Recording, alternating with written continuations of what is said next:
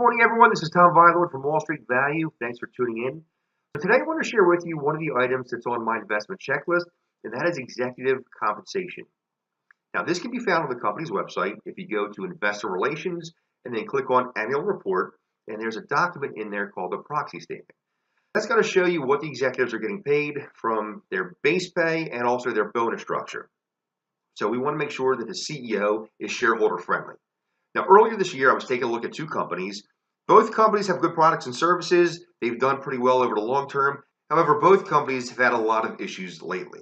So the first one was Under Armour, and that stock has been getting clobbered since probably the third quarter of 2016, and the free fall hasn't stopped. And the other company was McKesson.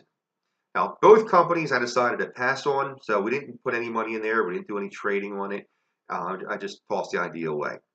What stuck out to me was how differently the two were compensated.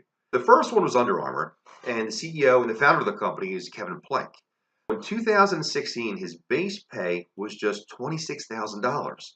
So that tells me right there, we got to look in to see how else he's getting paid. What's his bonus structure? Most of his bonus is going to be based on stock performance.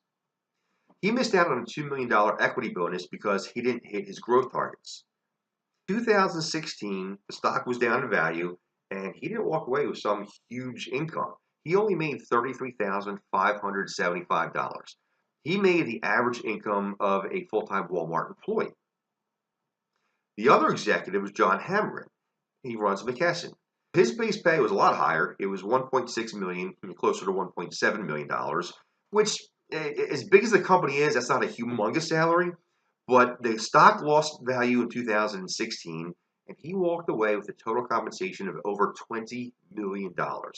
That's unacceptable for a company that lost value. If I'm investing in a company, I want to make sure that the executive has the incentive for the stock to do well. And Kevin Plank has that. Now, the stock hasn't improved, but I'm certainly not going to invest my money into a company like McKesson where the executive is getting paid that kind of compensation when the shareholders are losing money. And make things even worse, he has a $140 million pension. Kevin Plank doesn't have a pension, and Hammergren also has a $200 million golden parachute when he leaves the company.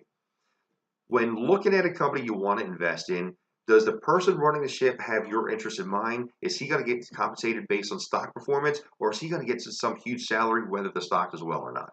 So those are a couple things you want to look at. Put that on your investment checklist. Thanks again for watching, and tomorrow I'll show you another tip on the investment checklist. Take care.